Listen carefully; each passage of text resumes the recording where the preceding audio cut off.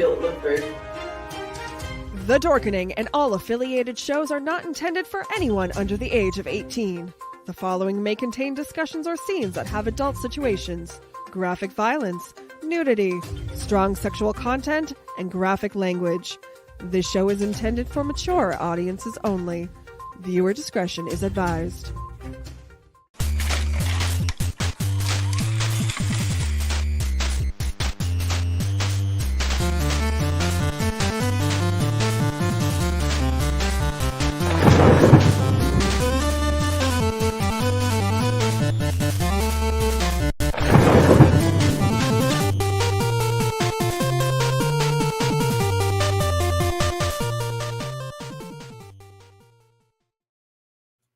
Rise and shine, my sinners. When Father Evil starts his day, he gets a little deadly. Deadly Grounds coffee has the richest, smoothest flavor you'll find anywhere. It's sinfully delicious. Once you go deadly, you never go back. Order yours at getdeadly.com. Coffee's so good, it's scary.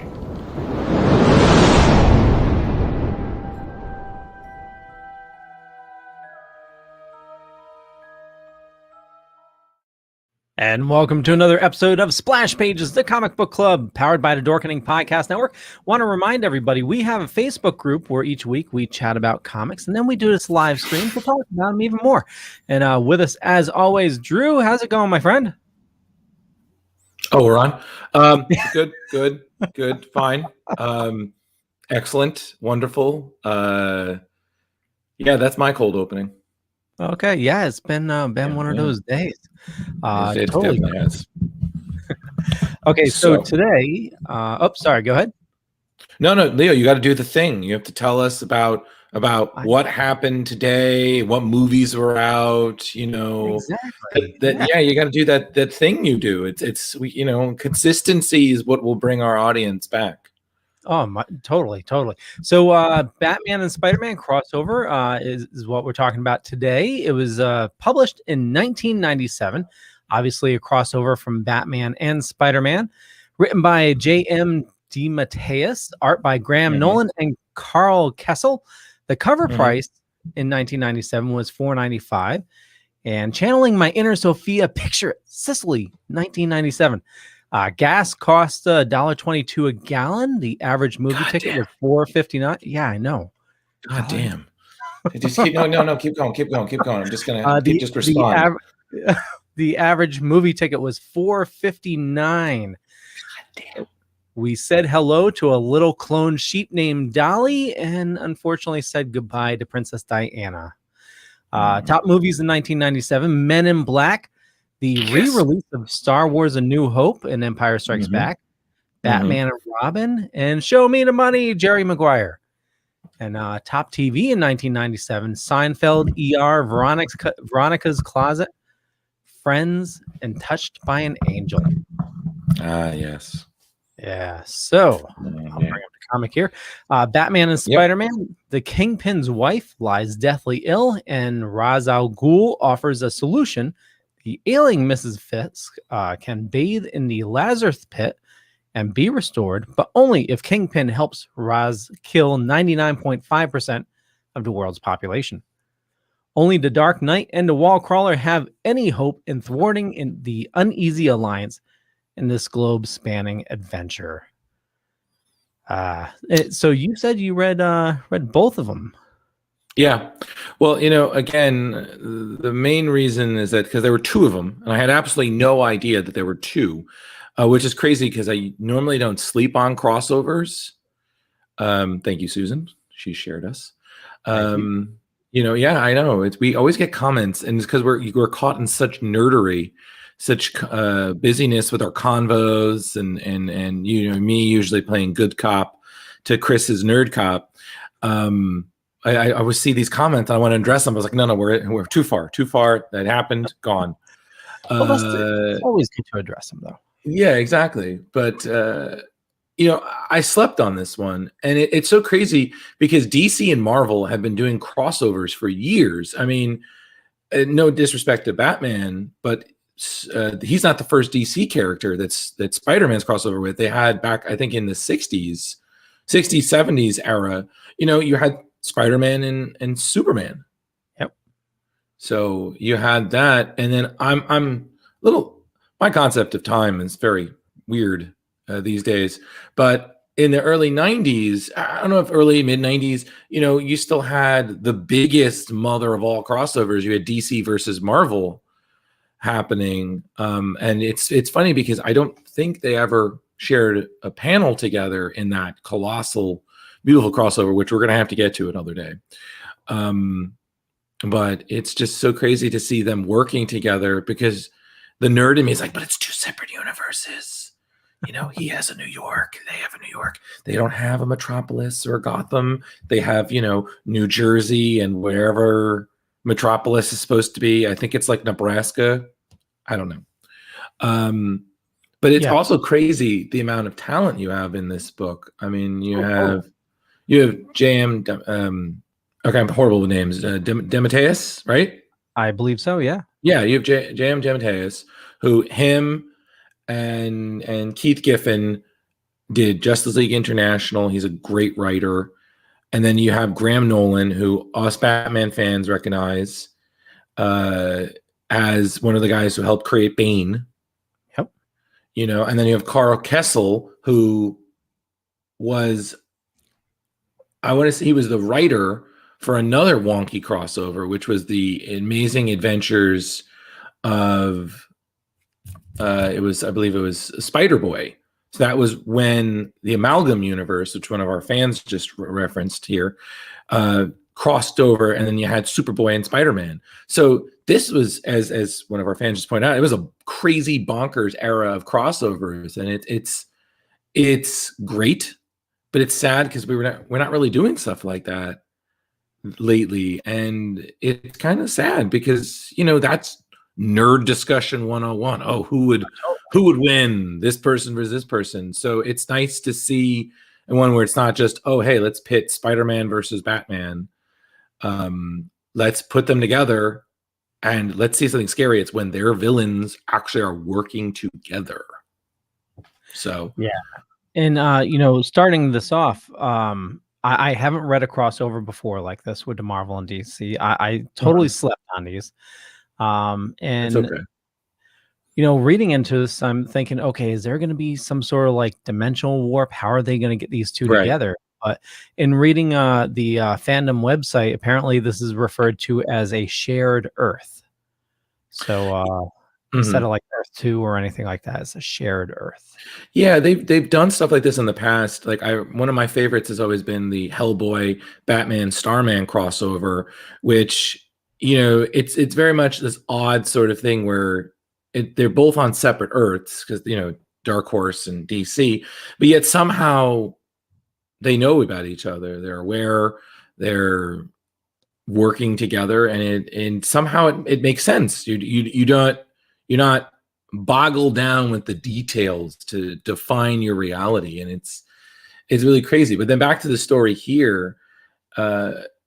What I especially liked about this is it felt to me very Silver Age.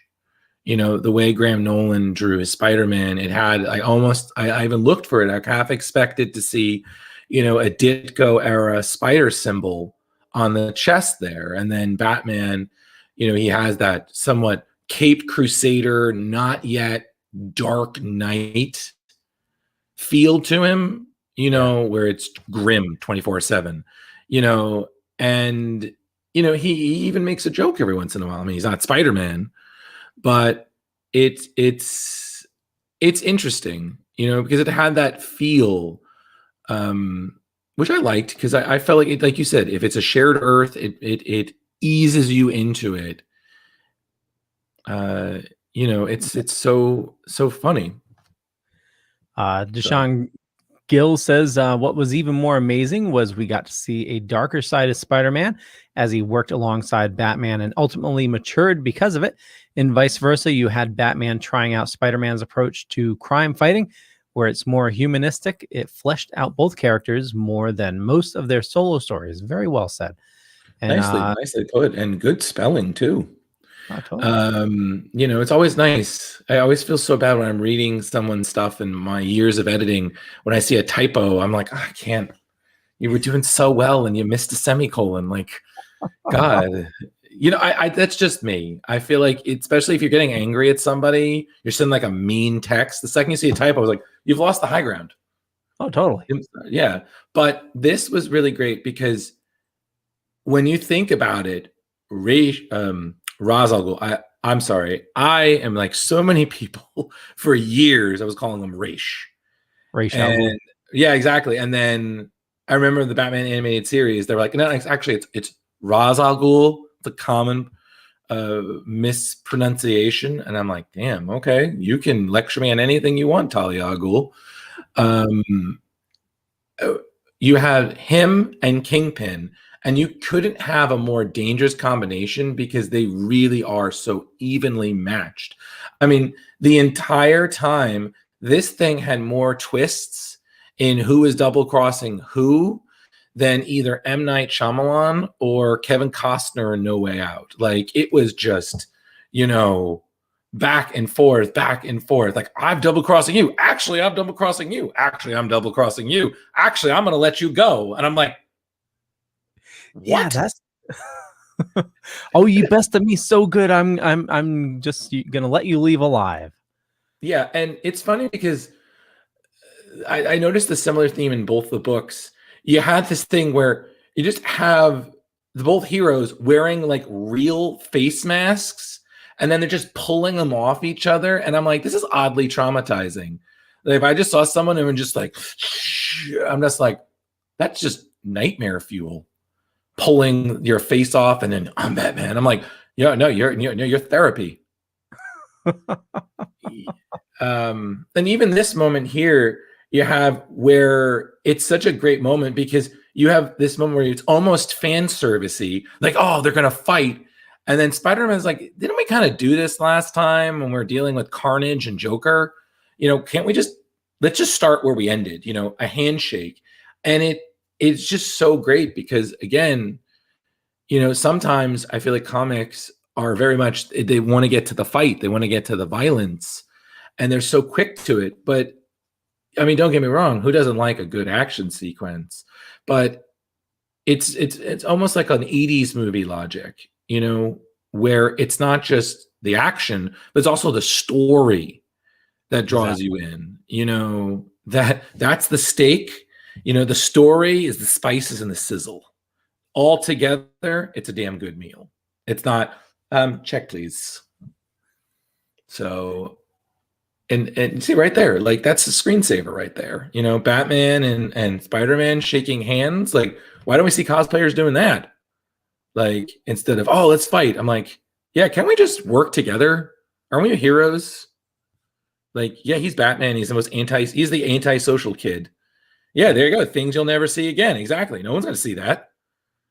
But then the other great thing is you bring up a moment in Kingpin's past that I feel like is very much overlooked, that he was married and that his wife, but at one point was leaving him because she found out who he was and she couldn't, like, she could handle it, which is also something that we saw in Spider-Verse.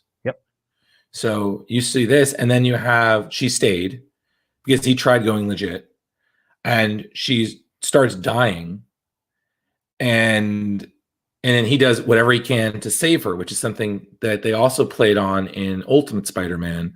And then even this is an ridiculously funny moment here because you have this doctor who's like, "Oh, your wife's gonna die," and Wilson Fisk is like, "You're fired," and I'm like, "God damn."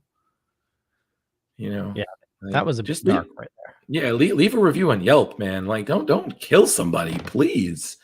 But even here, look at this juxtaposition of you have Batman and you have Talia, and they're literally telling a different side of the same person. Like, that's just good storytelling and good art direction there. Yeah, I really enjoyed that. Definitely telling their viewpoints of the same character.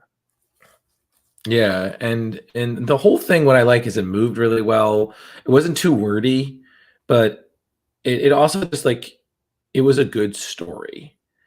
And like for instance, when they're in the mountains and Spider-Man's like, I got this, and he's just climbing, and it's funny because that, and I don't know if because this is where my pop culture brain goes.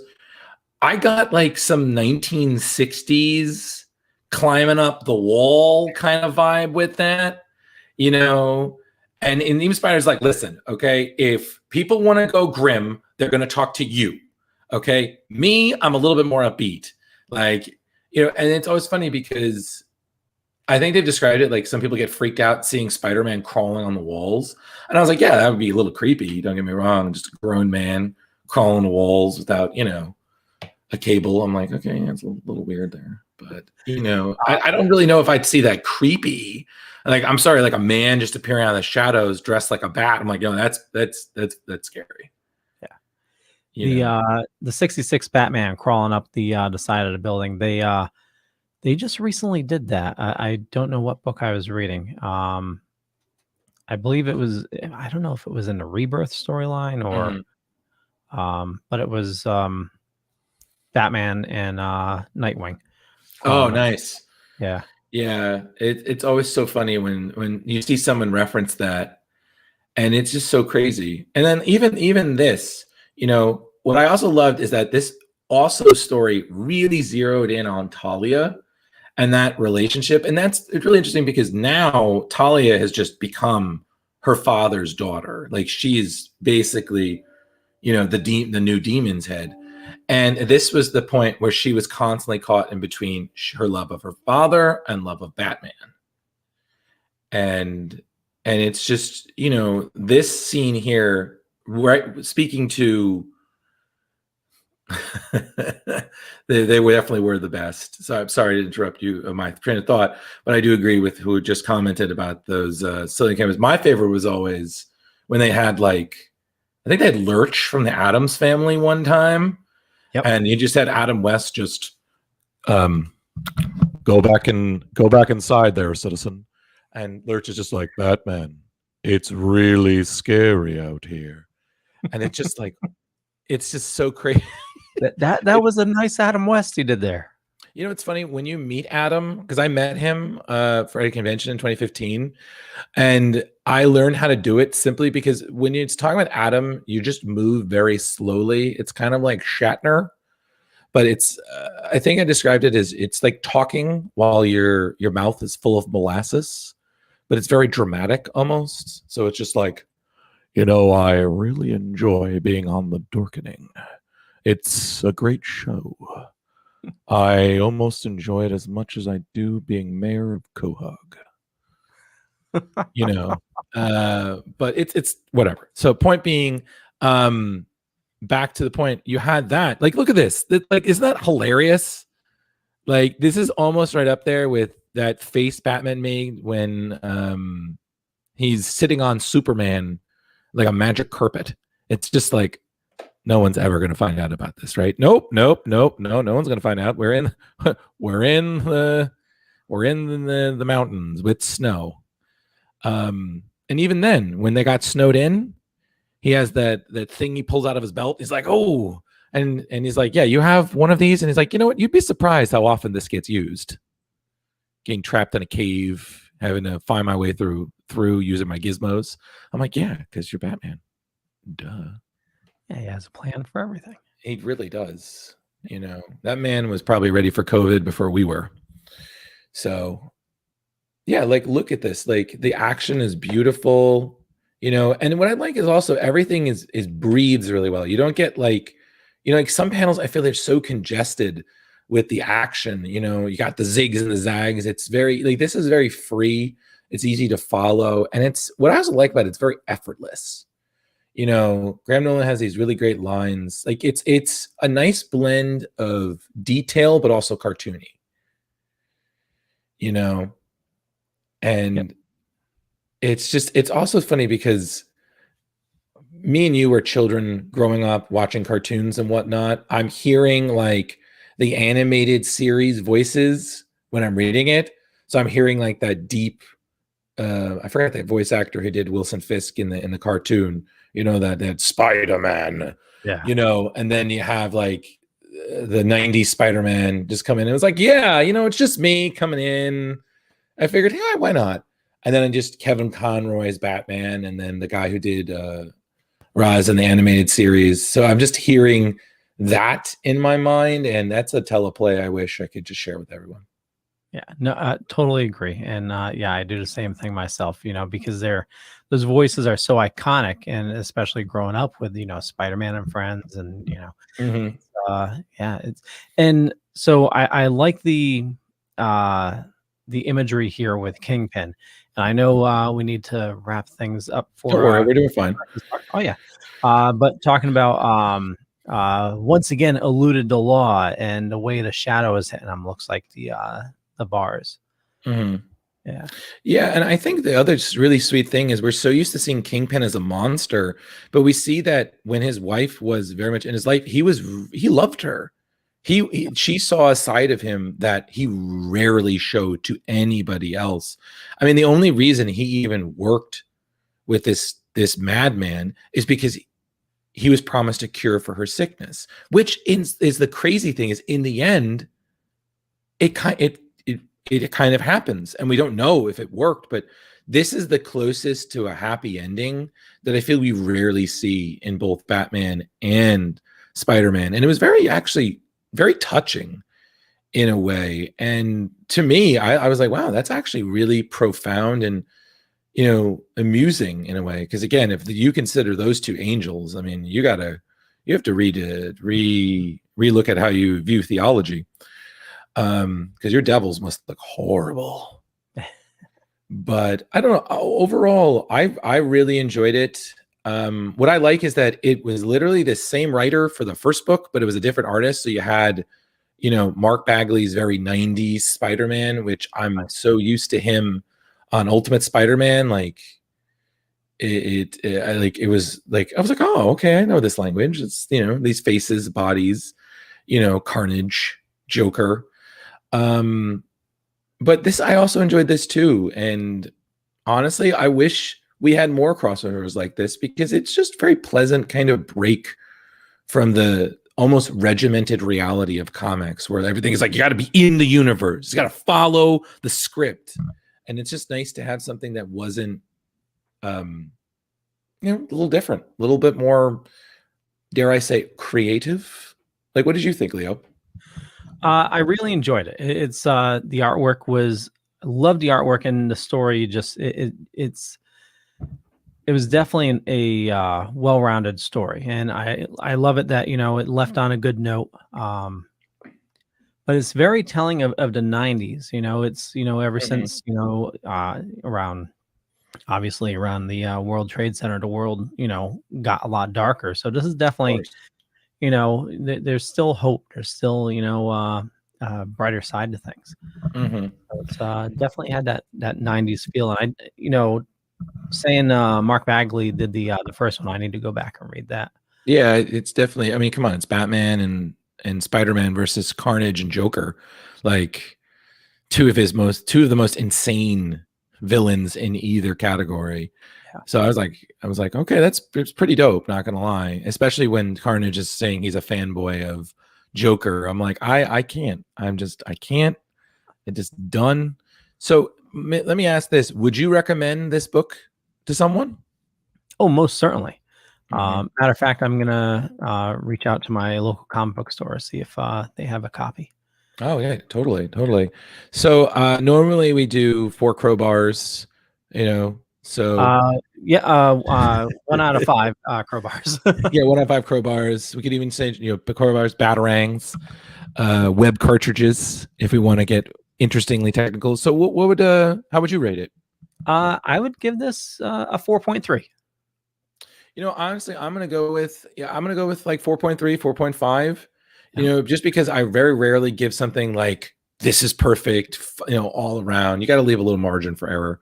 Exactly. You know, but honestly, this was a great story. I was really glad to have added it to the library in my mind of books. And honestly, I think it's a nice thing. What I like about it is you can read this and appreciate it as a fan, but if you weren't, I feel you could still understand it in a good way. You know, this is nice. This is something that fans of anything could understand. So Yeah, it's a nice representation of the two characters as well, without all the added baggage. Like if you go into a Spider-Man, book now, there's a ton of backstory that you really need to. Even Batman, trying to read Batman now, it's like, what the hell happened over the last couple of years, and you need to really have that back lot in your mind. Here, you could just dive right into it. It's self-contained story, and just Batman being Batman, Spider-Man being Spider-Man. So I have to ask before we cut off, if you could have an ideal crossover, let's say whether it's involving either one of these guys or not, who would you do? Battling or working together? Okay, you know what? Did you say something? Both is good. One.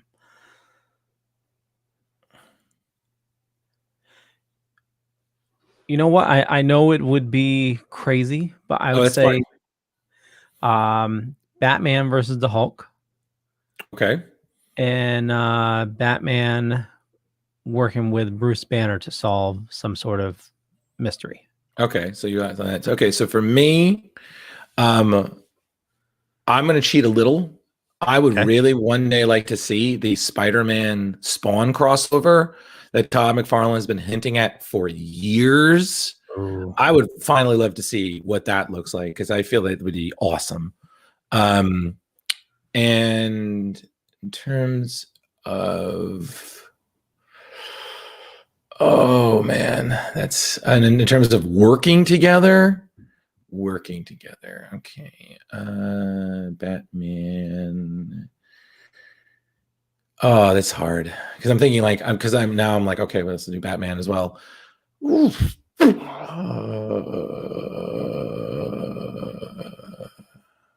kind of funny that we go back to Batman as like, what? I got a good one. I would love to see Batman work a case with RoboCop. Oh, that'd be nice, right? I think that would be really cool, because they're all about law and everything, but then they have a pretension to extreme violence, So I mean, I would love that. And honestly, anyone listening, if you give us your hypothetical perfect crossovers, maybe next time we'll pick the best ones and be like, what do you think? What do you think? So who knows? But seriously, I think that would be great. I'm gonna change mine. Okay, go. I love your Batman RoboCop, but what if we do Batman Judge Dredd? You know the thing? They actually did that, I think. Really? Yeah, there was a comic in the 90s, I think, that I think was Batman and Judge Dredd. Definitely check that out. Like, I'm telling you, you have stepped into a world of possibilities, of crossover potentials. Although, to be quite honest, for me, I always like the unlikely things, and especially since DC did their crossover with Looney Tunes to mixed results. Yes. Personally, I think the most insane, most ridiculous crossover ever would be RoboCop and Gizmo Duck. But that's just me, because I have to always think outside the box. But in terms of crossovers, just include it, because I know we're wrapping this up. I thought this was great. I really recommend this to people. Good on you for making this call. And honestly, guys, check this out. Look into other crossovers, because there are some really great stories out there. Yeah. So, and chances are we'll cover more of them on Splash Pages. So we'll wrap things up here. Drew, where do you like people following you? I'm hello there. I'm Drew. You can find me, Drew Malo, on Facebook. I'm also on Instagram. I'm Ghostbusterman1984, because I ain't afraid no ghost. And I'm also a contributing writer for Screen Rant. So you can look up Drew Malo Screen Rant. I post regularly. And I don't know, I'm places. Sounds good. And for me, just Google Leo Pond. You find a bunch of stuff. Could be true, could be not. I'm not going to say which is which, but more importantly, follow Drew. And I run a little thing called the Dorkening Podcast Network. And you can find all those links in the show notes. And the Token Dead guys have a teaser out. Their first episode is coming out, I hear, most likely this week. So Nice. Here's the trailer. And when we come back, we'll have Chris with us. Sweet. If your world was turned upside down, what would you do?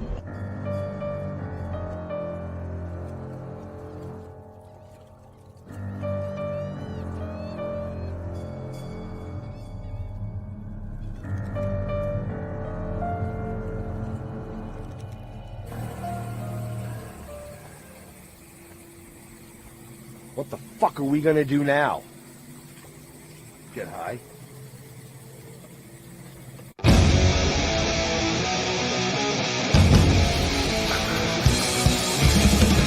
We are the watching.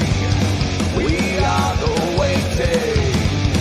We are the remnant, host of vengeful souls forsaken. We'll show no mercy. We'll show no kindness. We'll strip your flesh and leave your captive bones behind us. We are the uninvited. From photos if you dare, we would be so delighted. We are the uninvited. From photos if you dare, we would be so delighted for the chance to find you in despair. We are the uninvited. From photos if you dare, we would be so delighted for the chance to find you in despair. Despair, you're often in despair. It was more fun that way.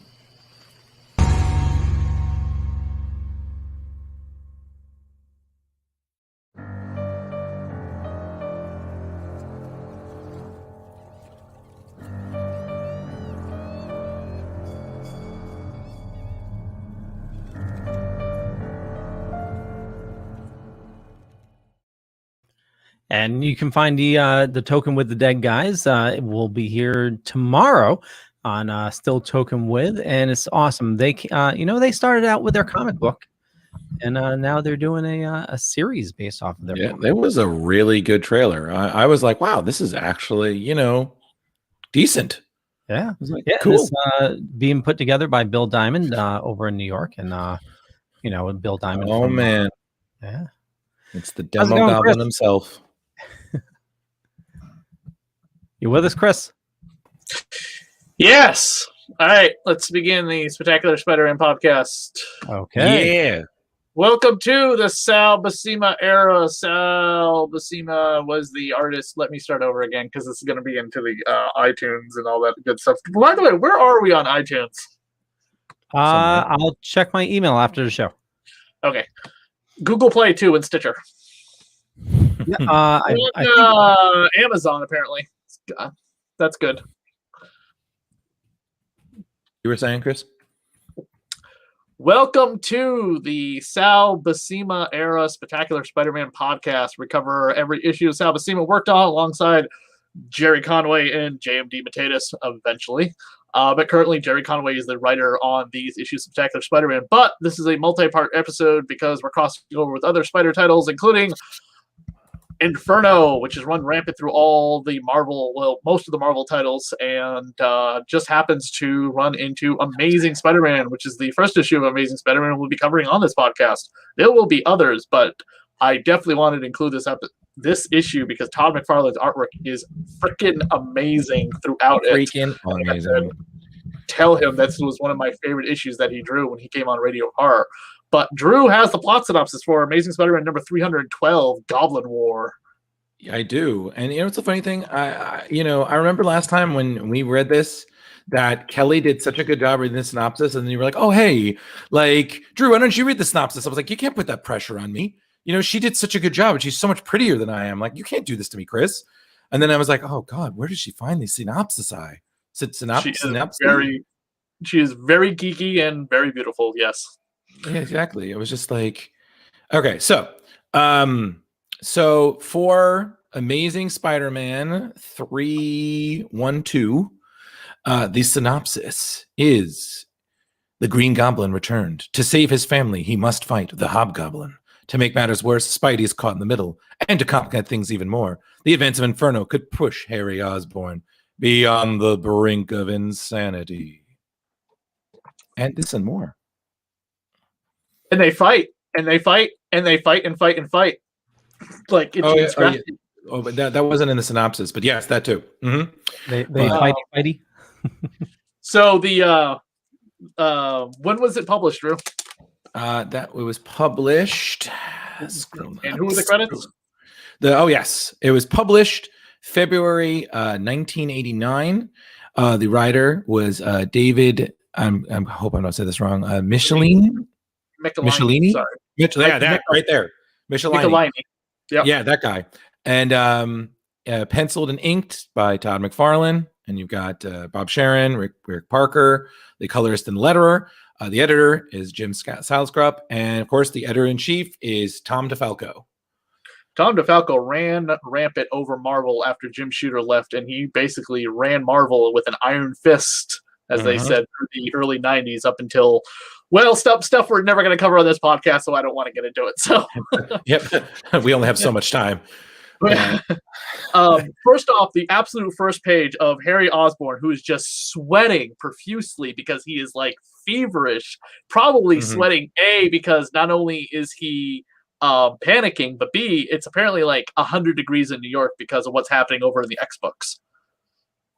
This is what happens when you open up a Hellgate in the middle of New York. It's going to be sweltering. And every single Marvel title, everyone is constantly sweating through it during Inferno. Absolutely. And it's also like, the thing that I love is that just so conveniently did he have his goblin costume in the attic.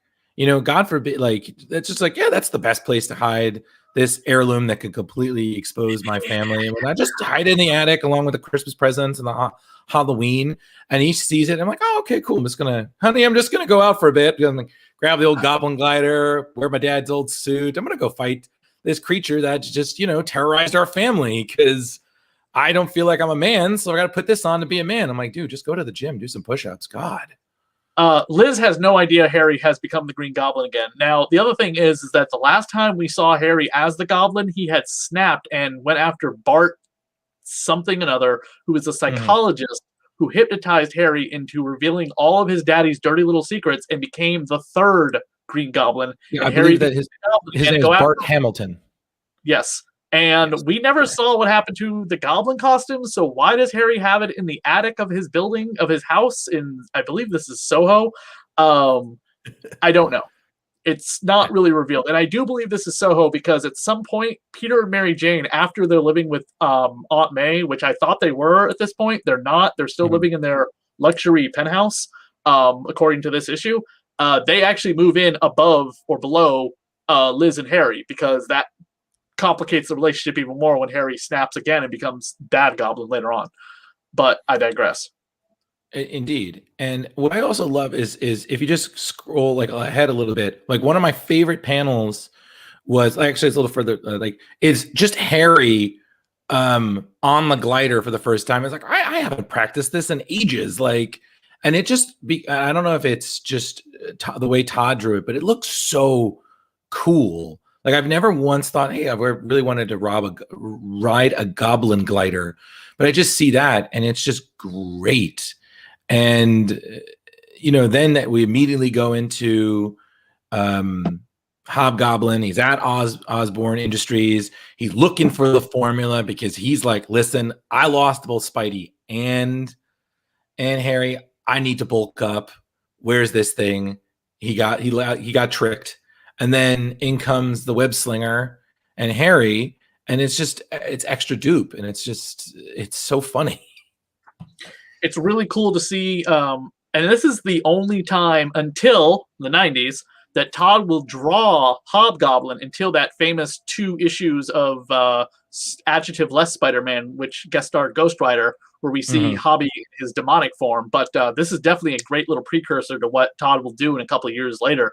for the Goblin. And even as Jason Philip Macendale, that's who this Hobgoblin is, looks still human, his costume is still very, slightly horrific, Halloweenish, with the blue and the oranges, and he's got the tattered costume and stuff like that. I mean, it's just the way Todd really draws. I mean, he's got goblin sharp teeth and he's got red eyes and he's not even a demon yet, which could really confuse people trying to read these in an order, being like, but he looks like a demon in this issue. I'm like, no, he's not a demon yet.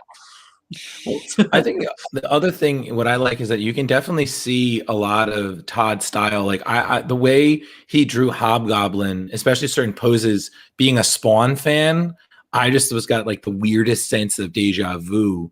But one thing I really do love about Todd, whatever you want to say, there you go. See, flying around in his little glider, his little jack-o'-lanterns flying everywhere.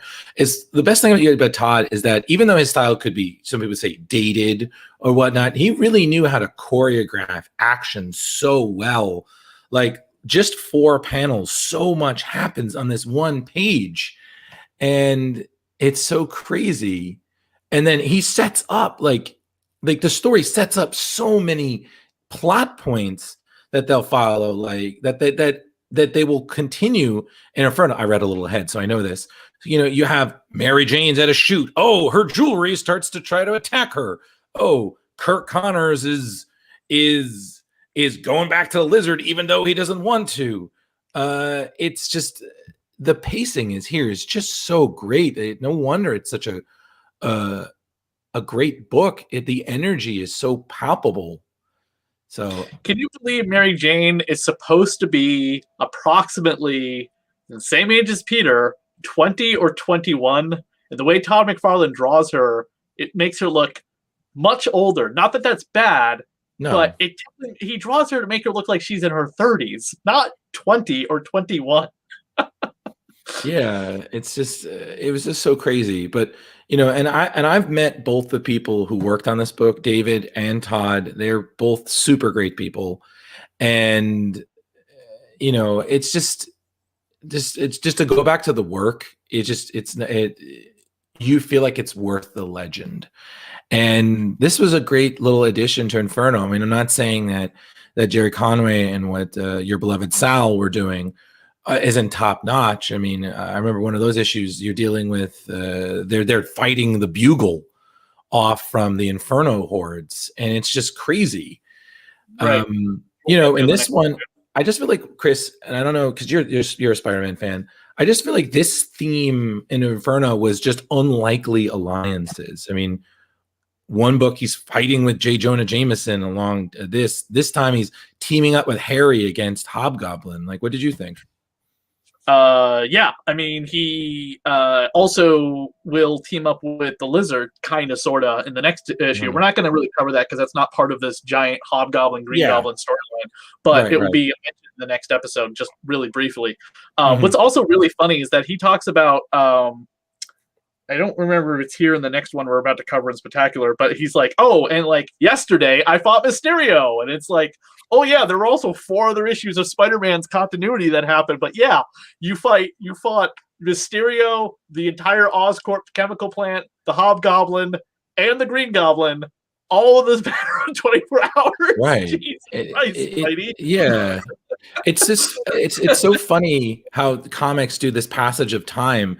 Like what we read in a month is like, oh, that was a week. And I'm like, that's a week? I'm exhausted just reading your adventures.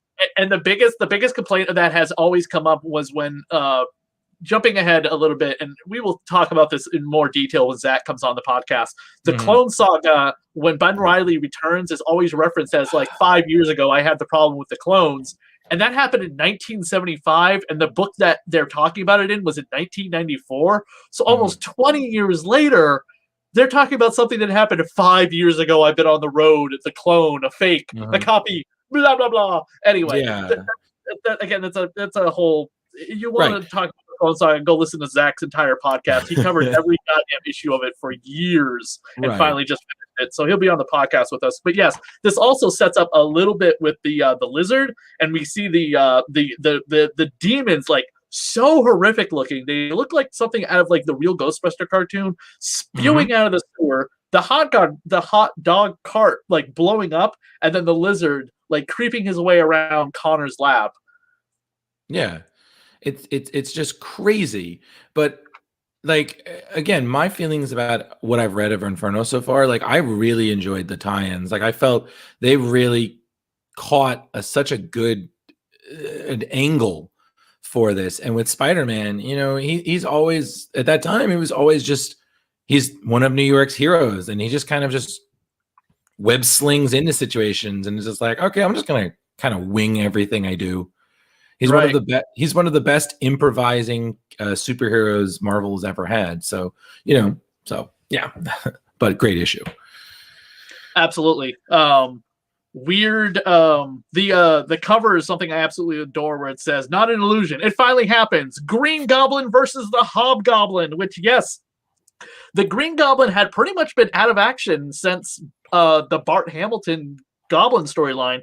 So this was the first time ever the Hobgoblin, the second one, would fight the second Green Goblin. And that makes sense considering they are the second of their original counterparts. Now, Roderick Kingsley would actually fight Norman Osborn in a 3-part storyline later on, much later down the line. In fact, actually towards the end of the spectacular run in comics called The Goblin War, and it ran for 3 issues, crossing over with Amazing.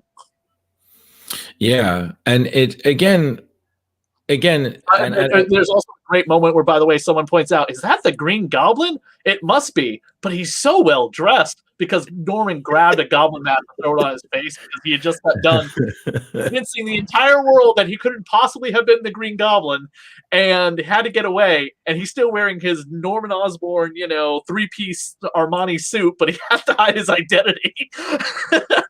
Yeah, it was just one of those things in comics. It was just like, really?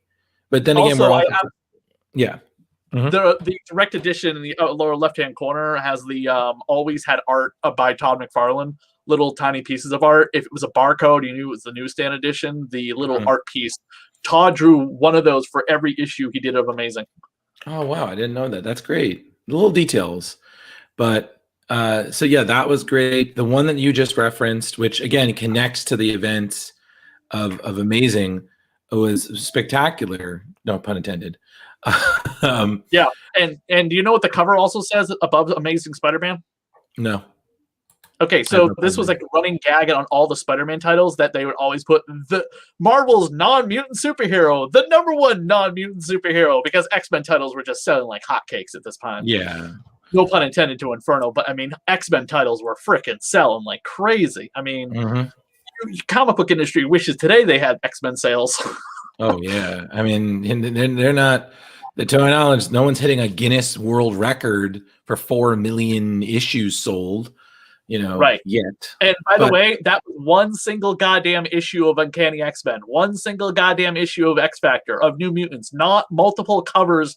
I just got done downloading an app to start cataloging every one of my comic books. And let me fucking tell you, Amazing Spider-Man #1, the most recent Amazing Spider-Man #1, the one that Nick Spencer is currently doing, had approximately, according to this app, 65 different variant covers. Oh, wow. I can't. Like, why? Thank you. Yes, a lot of them are store exclusives, and that is totally fine, but still. Yeah, like they wanted to relive the comic boom of the 90s, Yeah, right. The comic boom that killed the fucking industry. Yeah, exactly. But I mean, I felt the same way when they did that. I think it's for DK3. Yes. Yeah, they did the same thing. They had all these variants, and don't get me wrong, a lot of them were gorgeous. But I was like, I don't really need this. Right. Like, it's just like, again, don't get me wrong. Every once in a while, I come across a variant. I'm like, wow, that's really awesome, or something like that. But like when it's like, oh, here's like 3 or 5, I was like, are people really like? You feel bad because it's like, because someone drew that, someone put their hard work into it, and a lot of times they're gorgeous. Like especially if it's someone I'm not innocent either. Vlada for Kickstarter had 10 variants. I mean. Sorry, 9 variants in the main cover, and now I have the main cover and 4 variants. So I am not innocent in this either. But you didn't do 65 No. variants. And by the way, I wiped out all the variants. Those Kickstarter variants, you can't get them anymore. I got people asking me for them, and I'm just like, no, I have to stand by my word. Morals. Yeah, morals and promises. Yeah. Well, also, Yeah, there's probably a limited print run you have to do for each one, right? Nah, we didn't do that. We thought about doing that, but we just No, I mean, like if you were to, over, once the Kickstarter is over and a couple months afterwards, we're not going to print them anymore. We didn't want to do like, oh, this is, you have issue 65 of 500 print copies of Tim Vigil's cover. Like well, no, I meant like if somebody wanted one of the out of print special covers, you'd have to print so many in order to get it printed, right? I mean, the printer's not going to just print one, right? Printer will do whatever I give them money for. it's true. Yeah. However, I try not to just print one copy of a cover. So like when you ordered your book, that's coming in a batch of like 10 retail covers that I had ordered again. Because the other retail covers that I ordered recently are I cannot believe are already gone. And I gotta distribute those out to retailers in California, a couple people in Salem, that have businesses in Salem. So, and I gotta also start stacking up on my own stuff or whatever when, I'm vaccinated and feel like I want to go back to a con and set up a table. Yes, so anyway, let's move on to Spectacular.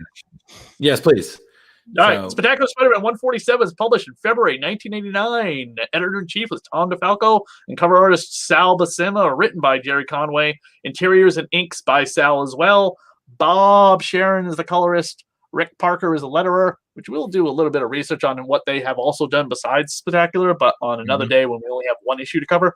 And Jim Scallop was the editor. Where's my notes? Here we go. The Hobgoblin, wounded and exhausted from Drew's issue and his battle with Harry Green Goblin and Spider-Man, limps his way back to New York City while Spider-Man swings back to check up on Mary Jane and is attacked by a wind demon. Hold on, I got something to play. 60 years ago, an entire family vanished without a trace. Now, one young man uncased. The demon wind.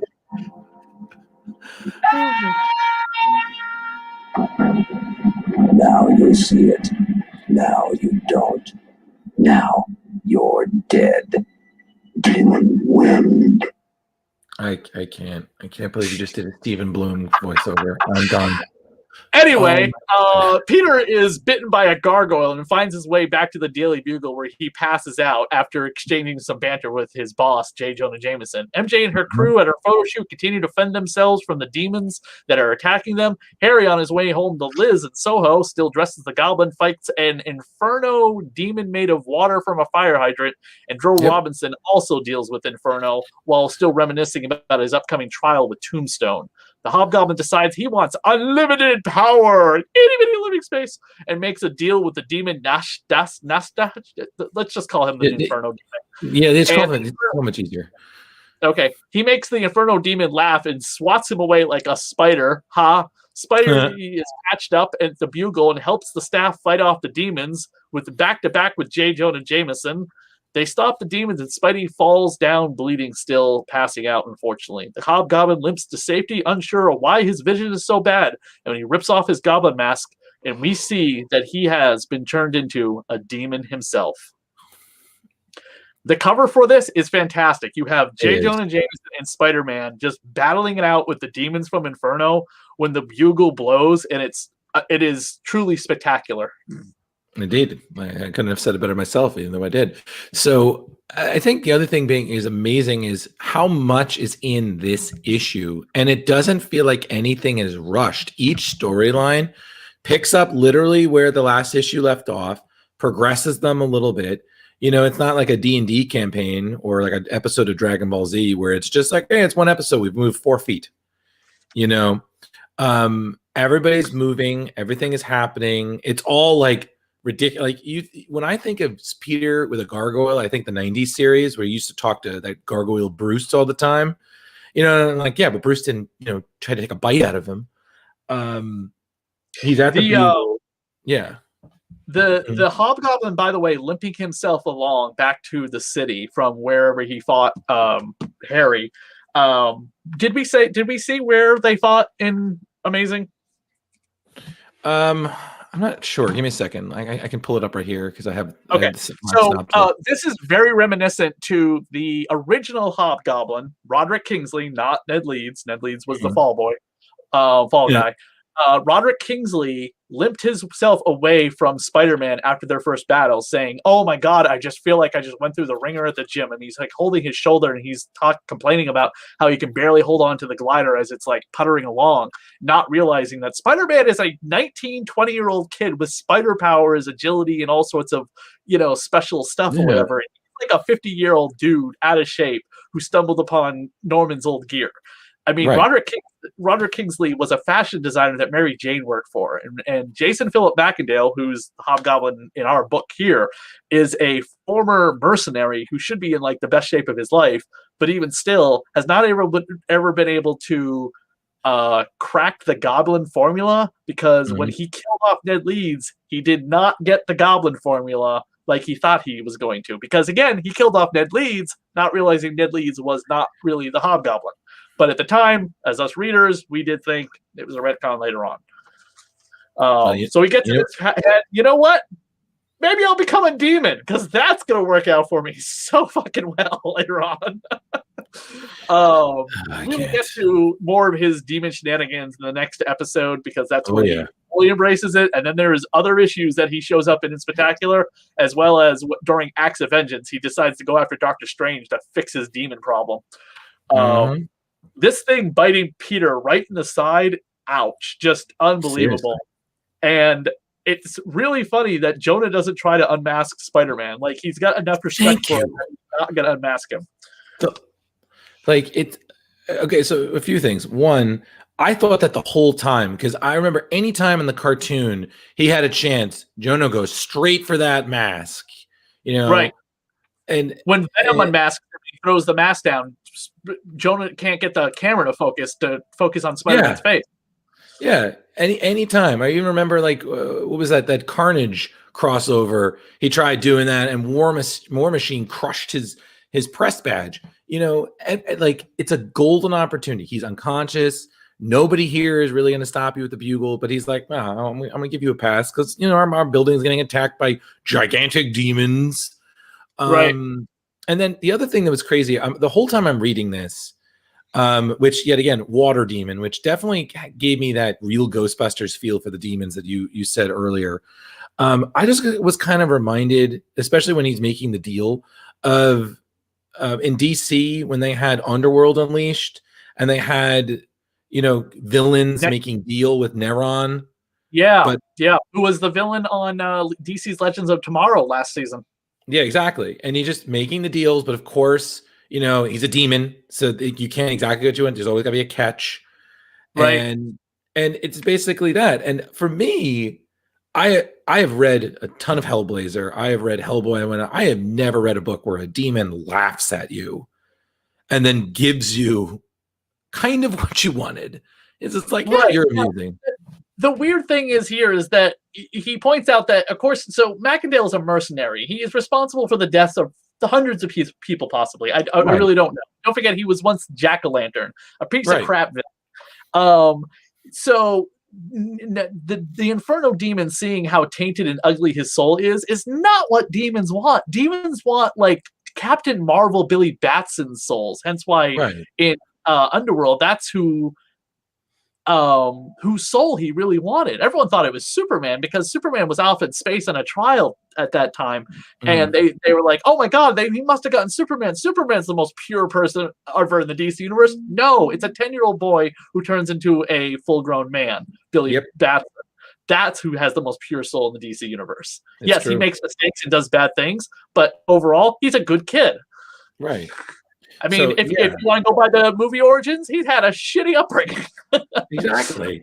So, but again, like, look at, we've seen a lot of great examples. In this episode, the one I did just past Leo, just spectacular pacing. I mean, look at all of that wonderful action there. Nothing feels rushed. You get a real cinematic feel. And that's something I love about Sal's work, is that it just has this great feel. Like, you can easily see it converted into a film, and it would just almost follow the similar pattern because everything is caught. I mean, even that right there, Spider-Man chatting with Jonah and he's upside down and Jonah's not, he's waving his fist, got the cigar going, and they're just hammering it out like back and forth with their backs to each other. Yeah, the chips are down, they need to save everyone. Jonah won't admit it, but he knows Spider-Man's there to save his butt. Exactly. And it's just, and then there's later like, oh right, there's demons, we'll continue this later. It's just, like he even chomped through his last cigar. Like how funny was that? It was just, and also Robbie dealing with his own Texas Chainsaw Massacre. With the guy with the chainsaw coming after him. Yeah. Jesus Christ! It was like unbelievable. And then of course his wife's like, they just had a big fight, and she comes running back out after him. And then Robbie's son Randy and his girlfriend Amanda show up, which. Yes, Amanda. Randy has really bad luck with women. Currently dating Tombstone's daughter, the Beetle. Once upon a time, dating a white girl, which was brought up by Joe, of being like, "This is going to cause you problems in ways you don't understand, boy." And he's like, "What, Dad? I thought you of all people who would understand." And he's like, "I understand my son dating somebody not of his color is going to be a big problem for him one day."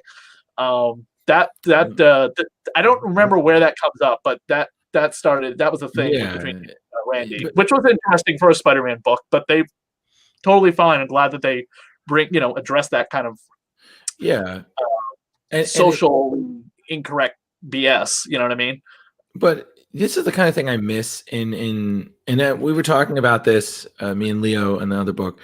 It's just like this kind of like lax kind of wacky creativity that I feel like a lot of the current books don't really have lately. Is like, this sense of like you could have something crazy and random like this, and it's not like, oh hey, look at us, we're trying to make a statement or anything. It's just part of the story. Like you're dealing with demons and hobgoblins and stuff, and then Randy Robertson is dealing with some crazy rioter who's clearly losing his shit, and it tries to hit him with a chainsaw. Randy puts it down, and they're like, oh my god, are you okay? And then you got this giant mob is like, all right, let's do this again. So Jim Scallop, the editor, is the one who keeps plugging in throughout the issue. The go see X-Men, go read current issues of X-Men happening over in X-Men. I absolutely love that. He makes a joke of like last X-Men plug because of like the barrier surrounding New York is happening over in X-Men right now, caused by the Inferno demon and like Madeline Pryor about to sacrifice her son Cable, which is like insanely fucking dark shit for a comic book. I mean, exactly. Kill her infant child for whatever BS reasons are happening. I don't honestly remember. It can't be power. It must be more underboob costumes. Totally.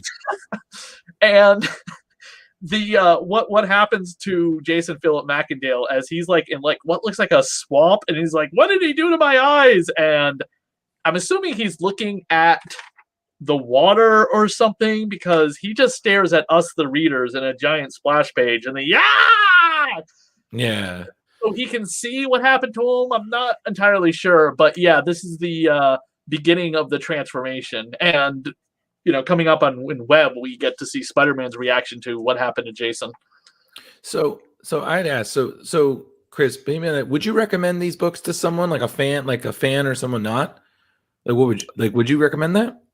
What, the Inferno storyline, or these two issues, and just in general what we've gone over so far? I don't know if we've asked that. Without a lot of context if they don't really know who the Green Goblin and the Hobgoblin is, probably not. Right. I would ask them, do you know who the Green Goblin is? Yes, I've seen the movies. Okay. Well, then you're already in trouble. Because there's never been a great representation of any of that on screen. Harry and Norman have both been Green Goblins in the movies, and they suck. I'm sorry, people. They suck. They're better out of the costumes, let's just say. I was about to say, we can all agree, I'm sure me, you, and Leo can agree that few people could have played Norman Osborn better than William Dafoe. Like, God, did he nail it. Right. And that absolutely great, brilliant scene in Spider-Man 2 where Harry discovers the Goblin Lair is so brilliant. And Danny Elfman's score of it on the CD I have. I just bought Dreams. it. It's called The Return of the Goblin. It's so awesome. You know what I mean? Nice. Like when he's like, "Avenge me!" And he screams or whatever, and Harry throws the thing through the glass or whatever, Yeah. breaking his psychosis, and then just leading. And then we were all hoping that it was going to be a big, awesome thing in the third film, and it wasn't. Yeah. Ski mask, ridiculous stupidity. The- I really the- don't want to get much further. Chris, the less we say about it, the better. So now, let me ask another question then. If you were writing it, and if you had a Green Goblin and a Hobgoblin rematch, who would you have win? Okay, are we currently talking about who is currently the Hobgoblin and Green Goblin? Because the current Hobgoblin is Roderick Kingsley again, because he killed Jason in jail. And the Green Goblin, I'm pretty sure, is Norman Osborn again as of recently, but he was cured of his entire madness because of his son, Kindred. So basically, it's your story, so you choose. Who would you have win?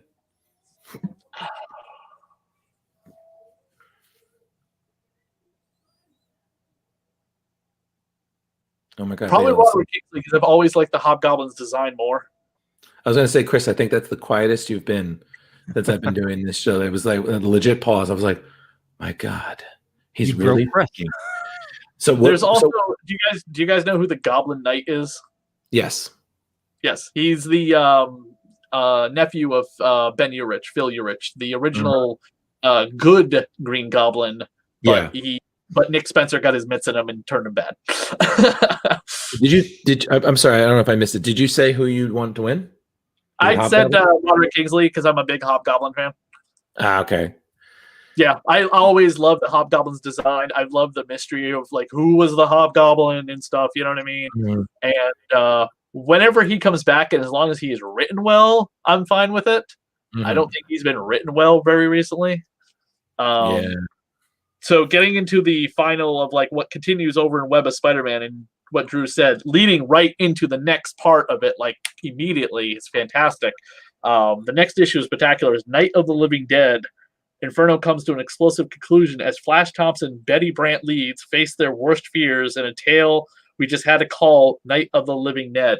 And basically it's like Night of the Living Dead horror movie, spectacular Spider-Man issue that has nothing to do with Spider-Man or the Hobgoblin. We conclude that story over in Web, but that spectacular issue, Jesus fucking Christ, is a straight up horror movie in a comic book. Oh yeah, the cover alone, it was just crazy, and it's the first issue, the first page is somebody's hand coming out of the grave. Yeah, exactly, and it was nice to see that because again, I like, don't get me wrong, I'm a big Spidey fan like everybody here, but it's nice when they do horror in comics, but it's not like, oh, I'm trying to do like a Vertigo thing, or I'm trying to do like.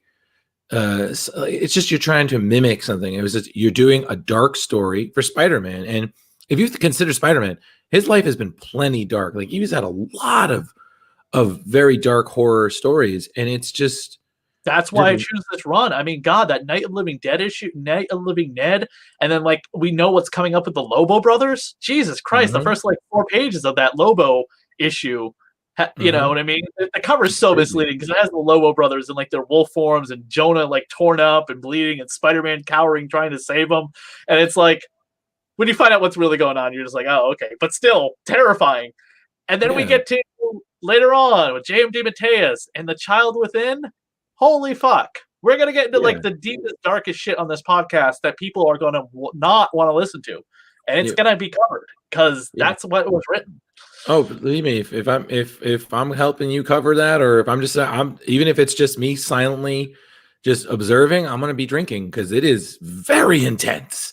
JM will come on to the podcast for that when we get to it, and we talked about it on Radio of Horror. I was point blank to the question, like, what was with this story? What were you doing? You know, this is the darkest Spidey ever gets, in my opinion. Besides, there's Spider-Man Dark Reign, where Mary Jane has like cancer-ridden body or whatever because of his spider spunk and stupidity like that. But this was 1,000 times worse, and that's also a good time to get into.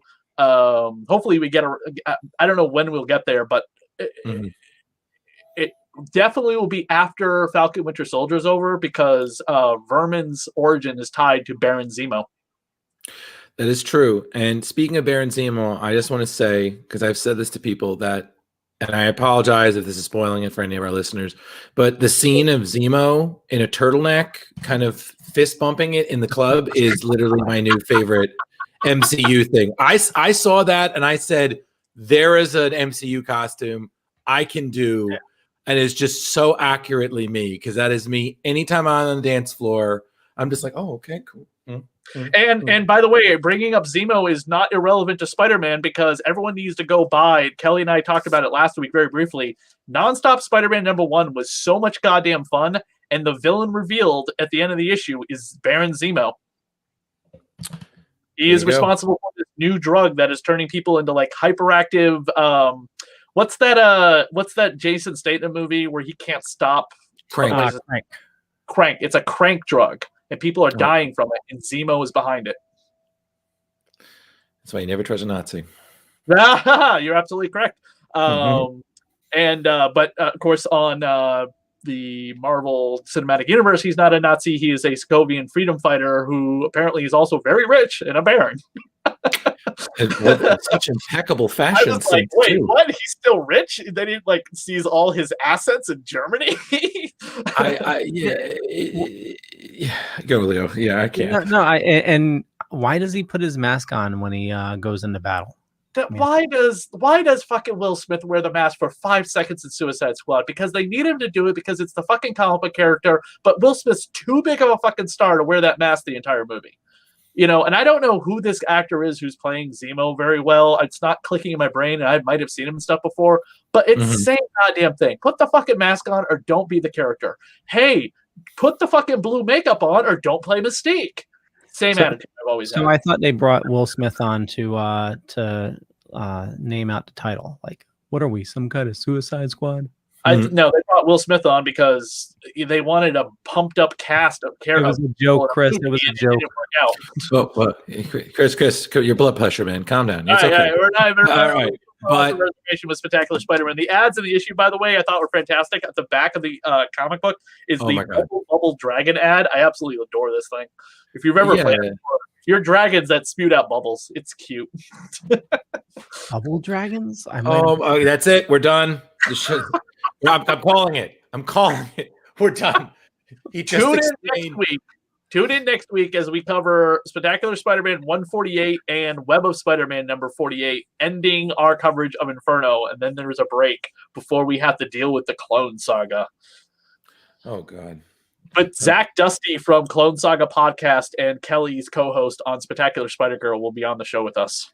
Oh my God, I'm not ready to relive that again. But Zach and I got it all. He is way more knowledgeable of the Clone Saga than we are. We have a ton of spectacular issues we have to cover from days long ago that Frank Miller wrote, by the way. And this is Frank Miller's first writing assignment at Marvel, but we're not covering them in detail. We're just briefly going over them in this is what happened that led to this point in the comic book that we're covering today, kind of thing, because it needs some context because of the character Carry-On. So. Sounds great. And by the way, we get back to the Glenn clone too. So, well, as Anthony Mackie would say in Winter Soldier, all right, guys, that's it. Cut the check. Yes. Well, we started this episode talking about clones and ended talking about clones. Yes, that was. I thought that was funny. By the way, I have that issue you guys covered, signed by Graham Nolan, who is the co-creator of Bane. Yes, he is, and I've met him. And that was written by J.M. DeMatteis. Also great. Yep. Very cool. Yes, which is funny that you guys are covering that because Kingpin right now is trying to get the Tablet of Life to bring Vanessa Fisk back to life. Not the Tablet of Life. Oh, no. No, he's trying to get all the tablets from, just look up all these tablets. It goes all the way back to Stan Lee and John Romita Sr.'s run on Spider-Man, involving the tablet that Kingpin is currently trying to find in order to bring Vanessa and his son Richard back to life. She died of cancer. He died of just his stupidity being the rose. Not even joking. Yeah, that's why my face can't move right now. I'm like, really? Yeah. It's a whole thing. But Vanessa Fisk has been dead for quite some time. So think of it kind of like the Spider-Verse movie, but he's not going to go to other dimensions to try and find Vanessa and a version of his son to love him. It's really me. Just come over here and love me. All right, that's it. I need a drink. He's actually going to use magic to bring his wife back to life. Ben Reilly, when he was the Jackal, brought Vanessa back to life, and he's like, Vanessa, come here, and then snapped her neck and killed her and said, that's not my wife, that's a clone. Yep, that sounds like Wilson Fisk. Yep. Killing doctors and killing clones. Vanessa Fisk back. So if anyone wants to, you can find previous episodes up on the Dorkening. No, not the Dorkening. We're not on the Dorkening website yet, Leo. Yeah, because I'm working on the new website. The old one is having issues. So you can find it on Pinecast and Google Play. I got a notification for, so it's on the streaming services, people. You can find me on Chris DSAV on Twitter, and if you'd like to order a copy of Vlada, go to Vlada a Dracula Tale on Facebook. I might do that. I might. Ooh. Yeah, maybe. Oh, Maybe. we just put up a new nude cover of Vlada, if that interests you. Oh, baby. Oh, baby. That's why we have that mature label, Leo. Say things like nude. We'll see, Chris. And yes, I don't know if I need to say all my things. So I'm Drew Marlowe. You can find me. Yeah, I know. I'm Drew Marlowe. Find me. Love me. Tell me how bad I'm doing. All that stuff. There you go. Good. All right. Okay, and for me, just Google Leo Pond. You'll find a bunch of stuff, but head on over to thedorkening.com, which you can find a bunch of shows. And coming soon, the Dorkening Podcast Network.com, which will have all the episodes of every single show on a network. 30 episodes, or 30 shows, which is crazy. Yeah, we'll catch you guys later. Catch you later. Thwip, thwip.